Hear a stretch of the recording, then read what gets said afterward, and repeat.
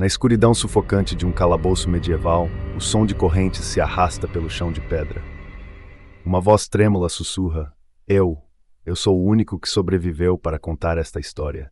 O único que escapou das garras do monstro que aterrorizou a França. Meu nome é Jean, e esta é a história de como enfrentei o demônio em carne e osso, Gilles de Rais. O ano é 1440. A Guerra dos 100 Anos devastou a França por mais de um século, deixando um rastro de destruição, fome e desespero. Mas nas sombras desse caos, um predador muito mais terrível espreitava. Gilles de Rais, outrora um nobre respeitado, herói de guerra e companheiro de armas da lendária Joana d'Arc, agora era um monstro sedento por sangue, especializado em sequestrar, torturar e assassinar crianças. Imaginem comigo, uma taverna empoeirada nos arredores de Nantes. O cheiro de cerveja azeda e suor impregna o ar. Jean-Eudes, um garoto de apenas 12 anos, limpa as mesas enquanto observa os clientes com olhos famintos. Sua barriga ronca, lembrando o que não come há dias. A guerra levou seus pais, deixando-o sozinho no mundo, forçado a trabalhar por migalhas. De repente, a porta range. Um homem imponente entra, sua capa negra varrendo o chão sujo. Os poucos clientes presentes se calam, como se a própria morte tivesse cruzado o limiar. Jean sente um arrepio percorrer sua espinha. Algo nos olhos daquele homem o faz querer correr e se esconder. O estranho se aproxima do balcão, sua voz grave ecoando no silêncio tenso. Preciso de um jovem forte para trabalhar em meu castelo. Alguém especial. Seus olhos percorrem o local até pousar em Jean. Um sorriso torto se forma em seus lábios finos. O dono da taverna, ansioso por se livrar de uma boca para alimentar, empurra Jean para frente. Este rapaz é perfeito, milord. Forte como um touro e obediente como um cão. Jean treme, mas não ousa protestar. A fome e o desespero silenciam qualquer instinto de autopreservação. O homem, que Jean logo descobriria ser o infame Gilles de Rais, o examina como se fosse gado em um mercado. Sim, ele servirá. Ele joga uma bolsa de moedas para o taverneiro e agarra Jean pelo braço. Venha, garoto, sua nova vida o aguarda. A viagem até o castelo de Champtocé é um borrão de medo e antecipação para Jean. As histórias que ouvira sobre o barão de Rais ecoam em sua mente. Rumores de desaparecimentos, gritos ouvidos no meio da noite, fumaça negra saindo das torres do castelo. Mas certamente eram apenas histórias, não? Afinal, Gilles de Rais era um herói, um nobre. Ele não poderia ser o monstro que as pessoas sussurravam. Oh, como Jean estava enganado. As primeiras semanas no castelo passam sem incidentes. Jean trabalha nas cozinhas, nas estrebarias, onde quer que seja necessário. Mas ele não pode ignorar os sons estranhos que ecoam pelos corredores à noite.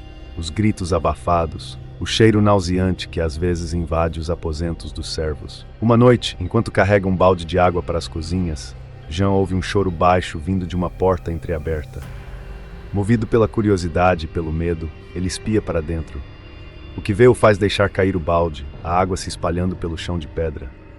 Uma criança, não mais velha que ele, está acorrentada a uma parede.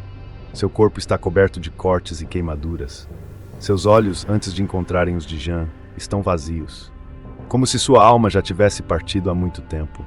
Jean quer gritar, quer correr, mas seus pés parecem grudados ao chão. É então que uma mão pesada pousa em seu ombro. Ah, meu jovem Jean, a voz de Gilles de Rais sussurra em seu ouvido. Vejo que encontrou minha coleção particular. O que se segue é um pesadelo de proporções inimagináveis. Jean é arrastado para as profundezas do castelo, para câmaras que cheiram a morte e desespero. Lá, ele testemunha horrores que nenhuma mente humana deveria suportar. Gilles de Rais, em sua loucura, acreditava que poderia invocar demônios através do sacrifício de crianças inocentes. Jean observa, paralisado pelo terror, enquanto o barão realiza rituais blasfemos, mutilando e torturando suas vítimas com um sorriso no rosto. Veja, meu jovem Jean, Gilles exclama, erguendo um coração ainda pulsante. Este é o preço da imortalidade. Com cada vida que tomo, me aproximo mais do poder divino. Dias se transformam em semanas, semanas em meses. Jean é forçado a assistir e às vezes participar dos rituais macabros de Gilles. Seu corpo está marcado por cicatrizes, tanto físicas quanto mentais. Mas algo dentro dele se recusa a se quebrar completamente. Uma noite, enquanto Gilles está distraído com sua mais recente vítima, Jean vê uma oportunidade. Uma chave, deixada descuidadamente sobre uma mesa.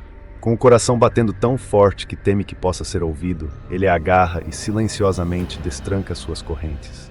O castelo é um labirinto de corredores escuros e passagens secretas. Jean se move como um fantasma, guiado apenas pelo desejo desesperado de liberdade. Cada sombra parece esconder um servo de Gilles, cada rangido do assoalho soa como um grito de alarme.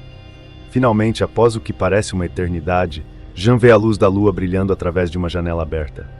Sem hesitar, ele salta, caindo em um fosso mal cheiroso. A água pútrida quase o sufoca, mas o medo de ser recapturado o impulsiona. Jean nada, corre, tropeça através da floresta que cerca o castelo. Galhos arranham seu rosto, pedras cortam seus pés descalços, mas ele não para. Não pode parar. O som de cães latindo ao longe apenas aumenta seu desespero. Dias se passam. Jean sobrevive comendo raízes e bebendo de riachos. Seu corpo está fraco, sua mente à beira da loucura. Mas finalmente, milagrosamente, ele chega a uma vila. As pessoas ficam horrorizadas com sua aparência. Um garoto esquelético, coberto de cicatrizes e com olhos que viram coisas que nenhuma criança deveria ver. Jean conta sua história, entre soluços e gritos. No início, poucos acreditam. Afinal, quem ousaria acusar um nobre tão poderoso? Mas as palavras de Jean plantam uma semente de dúvida. Investigações são iniciadas, outros desaparecimentos são conectados. E finalmente, em setembro de 1440, Gilles de Rais é preso. O julgamento que se segue é um espetáculo de horror. Gilles, em sua arrogância, confessa seus crimes, descrevendo com detalhes grotescos os assassinatos de centenas de crianças. Jean é chamado para testemunhar, forçado a reviver seu pesadelo diante de uma corte chocada. Em 26 de outubro de 1440, Gilles de Rais é executado, enforcado e queimado. Mas para Jean e para centenas de famílias que perderam seus filhos, a justiça parece vazia. Nada pode trazer de volta as vidas perdidas. Nada pode apagar as memórias dos horrores vividos. Jean Eudes, o único sobrevivente conhecido dos crimes de Gilles de Rais, passa o resto de sua vida assombrado por pesadelos. Ele se torna um eremita, vivendo nos bosques, incapaz de confiar em outro ser humano novamente. Séculos se passaram, mas a sombra de Gilles de Rais ainda paira sobre a França. Seu castelo, há muito em ruínas, é evitado pelos moradores locais. Dizem que em noites de lua cheia é possível ouvir os gritos das crianças perdidas ecoando entre as pedras antigas. E quanto a Jean, alguns dizem que seu espírito ainda vaga pela floresta, eternamente fugindo dos horrores que testemunhou. Outros acreditam que ele finalmente encontrou paz, liberto dos grilhões de seu passado terrível. Mas uma coisa é certa: a história de Jean Eudes, o menino que enfrentou um monstro e viveu para contar a história, permanece como um lembrete sombrio de que às vezes os verdadeiros monstros não se escondem sob a cama ou no armário. Às vezes eles andam entre nós, vestindo capas de nobreza e heroísmo. E você, caro ouvinte, da próxima vez que passar por um castelo antigo ou ouvir um grito distante na noite, lembre-se: nem todas as histórias de terror são apenas ficção. Algumas, as mais aterrorizantes, são baseadas em uma realidade mais sombria do que nossa mente ousa imaginar.